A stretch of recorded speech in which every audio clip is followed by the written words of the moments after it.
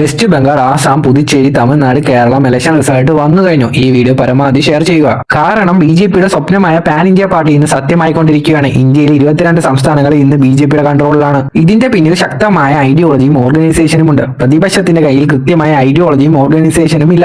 BJP ജയിക്കുമ്പോൾ Indian alliance തോറ്റുകൊണ്ടിരിക്കുകയാണ്. Indian alliance ഒരുമിച്ച് നിന്നിരുന്നെങ്കിൽ ഫലം മറ്റൊന്നായനെ. ബിജെപി ചെയ്യുന്നത് റീജിയണൽ പാർട്ടി ഓരോന്നായി ഇല്ലാതാക്കുകയാണ്. കേജ്രിവാൾ, മമത, സ്റ്റാലിൻ, പിണറായി ഇവരെല്ലാം ഒരു സ്ലോ സ്ട്രക്ചറൽ കൊളാപ്സിലേക്ക് ബിജെപി എത്തിച്ചു. ബംഗാളിൽ ബിജെപി 200-ലധികം സീറ്റുകൾ നേടി. മമതയുടെ TMC 90-ൽ താഴെ പോയി. സുവേന്ദ്രു അധികാരിയുടെ നേതൃത്വത്തിൽ ബിജെപി അവിടെ കരുത്തു തെളിയിച്ചു. പുള്ളിക്കാരനെ പറ്റി ഞാൻ ഒരു വീഡിയോ ചെയ്തിട്ടുണ്ട്. ബിജെപി സ്കാമുകളും RGK മെഡിക്കൽ കോളേജ് സംഭവം ഉയർത്തിക്കാട്ടി സ്ത്രീ സുരക്ഷ പ്രധാന ചർച്ചയാക്കി ബംഗാളിൽ വോട്ട് നേടി. നോർത്ത് ഇന്ത്യൻ നോൺ വെജിനെതിരായ ബിജെപി ബംഗാളിൽ വോട്ട് പിടിക്കാൻ വേണ്ടി മീൻ കഴിക്കുകയും അത് വിൽക്കുകയും ചെയ്തു. ഇതിനിടയിൽ ബംഗാളിൽ ഇലക്ഷൻ കമ്മീഷൻ 91 ലക്ഷം വോട്ടർമാരെ മാറ്റി. അതിൽ 27 ലക്ഷം പേരുടെയും പെറ്റീഷൻ ഇപ്പോഴും സുപ്രീം കോടതിയിലാണ്. ഒഡീഷ, ബീഹാർ, വെസ്റ്റ് ബംഗാൾ എല്ലാം ഇപ്പോൾ ബിജെപിയുടെ കയ്യിലാണ്. തമിഴ്നാട് ചെന്നാൽ അവിടെ DMK, AIDMK മാറി ഭരിച്ചുകൊണ്ടിരുന്നതാ. എന്നാൽ തമിഴ്നാട്ടിൽ സ്റ്റാലിനെ സ്വന്തം മണ്ഡലത്തിൽ പോലും തോൽപ്പിച്ചു വിജയുടെ TVK എന്ന പാർട്ടി തുടങ്ങിയത് വെറും 2 വർഷം കൊണ്ടാണ്. BJP 100-ലധികം സീറ്റുകളും നേടി. വിജയ് മുഖ്യമന്ത്രി കസേരയിലേക്ക് അടുക്കുന്നു. ഇതിൽ നിന്ന് മനസ്സിലായത് ലോയൽ ഫാൻ ബേസ് ഉണ്ടെങ്കിലും പാർട്ടി ബിൽഡിംഗ് സ്ട്രാറ്റജീസ് ഉണ്ടെങ്കിൽ രാഷ്ട്രീയത്തിൽ എന്തെങ്കിലും ചെയ്യാൻ പറ്റും. സ്റ്റാലിന്റെ മകനെ ഡെപ്യൂട്ടി CM ആക്കി കുടുംബ രാഷ്ട്രീയത്തോടുള്ള ജനങ്ങളുടെ ദേഷ്യവും പിന്നെ ഞങ്ങൾ രാജാവാന്നുള്ള ആറ്റിറ്റ്യൂഡും വിജയ് വോട്ടാക്കി മാറ്റി. പക്ഷേ ഫാമിലി പൊളിറ്റിക്സ് DMKയുടെ ഐഡിയോളജി അഗേൻസ്റ്റ് ആയിരുന്നു. കോൺഗ്രസ് അന്ന് DMK വിട്ട് TVKയുടെ കൂടെ കൂടിയിരുന്നെങ്കിൽ അവർക്ക് തമിഴ്നാട്ടിൽ വലിയ ശക്തിയാകാമായിരുന്നു.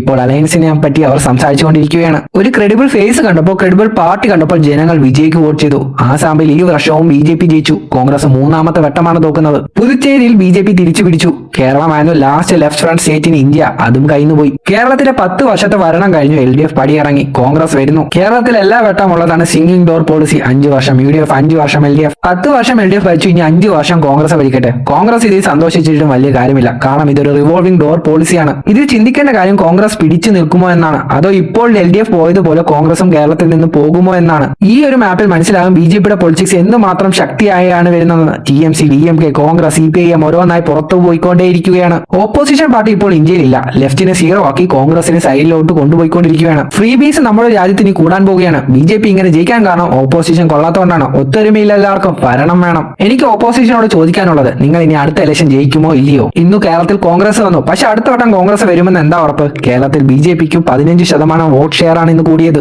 പയ്യെ അത് 30 ആകും, പിന്നെ അത് 100 ആകും. കേരളത്തിൽ BJP കയറാൻ പോവുകയാണ്. ഇതൊക്കെ മറികടന്ന ഓപ്പോസിഷൻ ജയിച്ചാൽ ഭാഗ്യം. ഇപ്പോൾ ഇവിടെ LDF പോയത് എങ്ങനെ, അതേപോലെ കോൺഗ്രസ് നാളെയും പോകും. മീഡിയ സിസ്റ്റം തകർന്നുകൊണ്ടിരിക്കുകയാണ്. ജനങ്ങൾ ബ്രെയിൻ വാഷ് ചെയ്യപ്പെടുകയാണ്. ശക്തമായ ഒരു പ്രതിപക്ഷം ഇല്ലെങ്കിൽ ഇന്ത്യൻ 1 പാർട്ടി 1 റൂളർ സിസ്റ്റത്തിലേക്ക് മാറും. ഇന്ത്യ ഒരു മതേതര രാജ്യമാണ്. ലോകത്തിലെ ഏറ്റവും വലിയ ജനാധിപത്യമാണ്. ജനാധിപത്യം നിലനിൽക്കണമെങ്കിൽ ശക്തമായ പ്രതിപക്ഷം അത്യാവശ്യമാണ്. LDF തെറ്റുകൾ തിരുത്തി തിരിച്ചു വരണം. കോൺഗ്രസ് ശക്തിപ്പെടുത്തണം. അല്ലെങ്കിൽ ഇന്ത്യയുടെ ഭാവി എന്താകും? നിങ്ങളുടെ അഭിപ്രായങ്ങൾ കമന്റ് ചെയ്യുക.